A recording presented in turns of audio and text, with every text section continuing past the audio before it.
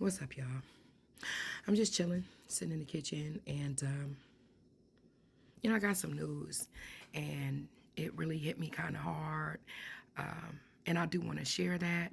So, for anybody who doesn't want to stay for a story time, I love you, and I'll see you on the other side of this music. And if you stay, well, we'll talk about it. The other day, I got some news that an old friend of mine passed away. Old as in I've known them for a very long time, not as in they're old. Seventh or eighth grade. They're still younger than me, though, and for context, I'm 48. Okay, so they're a couple of years younger than me. When I asked what happened, the family said, "We don't know. We just found them passed away in their bed." And that night, I cried. And it wasn't just the loss of a friend. The tears were because I was afraid to go to sleep, which goes back to my childhood, and I'll explain. So when I was 12, I used to spend the night at my grandmother's all the time. Both my mom's mom and my father's mom. But this particular weekend, I was at my father's mother's house, my grandmother Rose. And her and my grandfather, they had their own church, and they did all the cooking in the morning, breakfast for the kids that came in for Sunday school, and bringing in clothes and things like that. They did all those things. Amazing people, for real. Hearts of gold. I normally slept with my grandmother in the bed because her and my grandfather rarely slept in the same room. It's so weird, but they didn't. So I normally slept with her. But this particular weekend, we had a lot of family there, cousins and things like that. So I didn't sleep with my grandmother that night. But that morning, my uncle asked me to go in and wake up my grandmother, to get up and get ready for church. So I knock on my grandmother's door, and I go in, and that is my mother's dog. I'll show you. Because he gets like this. Yeah, he's a Yorkie.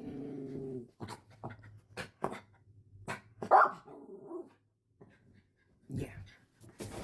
He, he can bark outside the window, and he'll bark at a mailman. He'll bark at anything moving. Anyways, just so you know, that's who's barking in the background. I went into my grandmother's room to wake her up, and my grandmother was gone, y'all. She was not alive.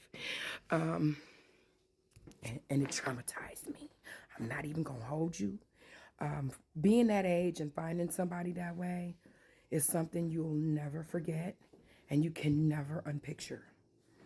From that moment, I became afraid that I would find family members that same way. So much so that I began going through the house and going in people's rooms and walking up to their faces like to see if they're breathing. Sometimes I was scared, my mom out of her sleep because she would wake up and I would just be like this in her face, like making sure she's breathing, making sure her chest is rising and falling. This was my whole life. I've been doing this my whole life, y'all, since I've been 12. I even do it to the dogs. It's never changed. At 48, I still do it. I know it's a result of the trauma as a kid, even though it's not logical. But here's the other thing that happened. In my 30s, when they diagnosed me as a diabetic, I became afraid to go to sleep at night because my grandmother was diabetic too. I became very afraid. I was afraid that I wouldn't wake up the next morning, and I would go literal days without sleeping, which probably made me more paranoid. And it wasn't logical, but it was what I was doing at the time. And it's been a while. There's times when I'm absolutely afraid to go to sleep. And the reason is because my father's family, they all died in their 50s. So my grandfather was 56. My grandmother was 55. My father was 50. His brother was 51. My auntie was 44. Get the picture? And a lot of people say, well, it's probably because they didn't take care of themselves. I believe we're cursed, personally, because I hear people say that it's because they didn't take care of themselves, but none of them died of the same things. Do you understand? My grandfather had a stroke. My grandmother had a heart attack. It was her 10th or 11th heart attack. My father, he had poor circulation, and then he had a infection in his heart, and they couldn't do anything about it. It was the infection had spread too far, so they could only send him home to die. My uncle was 51. He went to a friend's house. He sat down on their couch. He fell asleep. He didn't wake up. So the fear is a real fear, y'all. And I'm 48. So every day I'm living fearful that I'm not going to wake up. And if there's anybody that can tell me that it's not logical to think that way, by all means, I'm all ears. But this is where I am today. And I'm only saying something about it because for the last couple of days, I've been sincerely afraid to go to sleep. And I can't focus. So normally, I fall into my music when I'm upset or I can't focus. And I couldn't do it.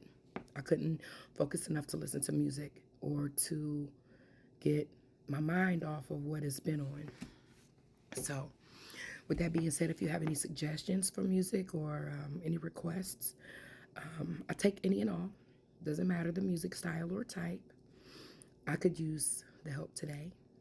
I have some running to do, so I'll try to get to the music a little later, as per usual. But yeah, so there's a story time for you. Feel free to comment, have a conversation with me. It's all good. But yeah, that's where we are. Anyways, I hope you guys have a really blessed and happy beginning to your week. And I love you guys. And you already know. I'll see you on the other side of this music. Of course.